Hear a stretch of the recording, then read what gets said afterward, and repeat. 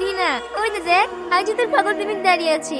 সত্যি ও তোকে ভীষণ ভালোবাসে। উল্টো পাল্টা বকিস নি তো। আর কতদিন নিজেকে ওর কাছ থেকে লুকিয়ে রাখবি বলতো? যে ছেলেটা 2 বছর ধরে তোকে পাওয়ার সে পথ চেয়ে বসে আছে, তাকে মনে কথাটা বলে দে না। আমি ওকে ভালোবাসি না। আমার কাছ থেকে তুই কিচ্ছু লুকাতে পারবি না। আমি খুব ভালো করেই জানি তুই ওকে ভালোবাসিস, কিন্তু ভালোবাসি কথাটা ওকে বলছিস না কেন? তুই তো আমার আব্বাকে ভালো করেই চিনিস।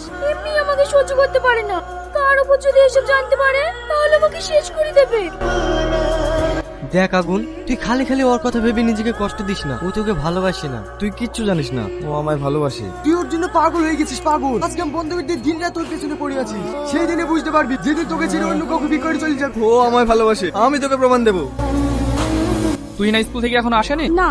কালোকে স্কুল প্রাইভেট যেতে নিষেধ করো। ওকে দেখতে ছেলের তরফ থেকে লোকজন আসবে। বলছি এখন বিয়েটা না দিলে হতো না? ও তো বাচ্চা মেয়ে, তাছাড়া ওর সামনে পরীক্ষাও আছে। ওসব পরীক্ষা টরীক্ষা দিয়ে কিছু হবে না। মেয়েদের আসল ঠিকানা স্বামীর ঘর, সেখানে গিয়ে সংসার করো, ব্যাস। আর কিছু দরকার নেই। আমি এখন বিয়ে করবো না আব্বা, আমার এখনো পড়াশোনা শেষ হয়নি। দেখ, পড়াশোনা করে কিচ্ছু হবে না। আর মেয়েদের বেশি দূর পড়াশোনা করতে নেই। তাছাড়া আমি ছেলের বাবাকে কথা দিয়েছি, ওরা কাল তোকে দেখতে আসছে। আমি এখন বিয়ে করবো না।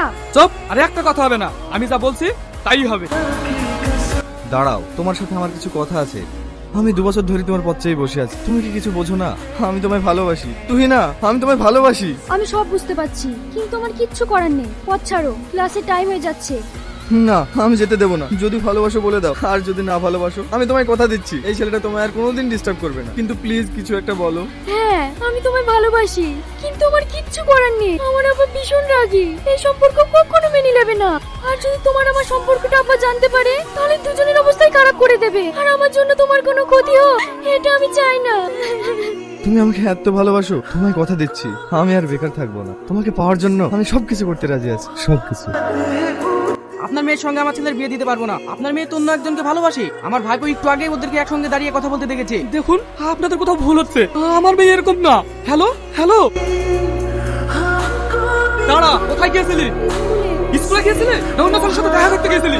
বল আগে। ছাড়ো, তুমি বাপ না গোসাই, কেন মেয়েকে কেউ এভাবে মারে? আজকের পর থেকে তোর বাড়ির বাইরে যাওয়া বন্ধ। কি ব্যাপার, তোমাদের দেখছি তুমি আসেনি। তুমি না কোথায়? আসেনি, ও আর কোনোদিন স্কুলে আসবে না। মানে? কালকে তোমাদের কথা বলার ব্যাপারটা ওর বাবা জানতে পেরে গেছে। হ্যাঁ? হ্যাঁ, ওকে ওর বাবা অনেক মারধর করেছে।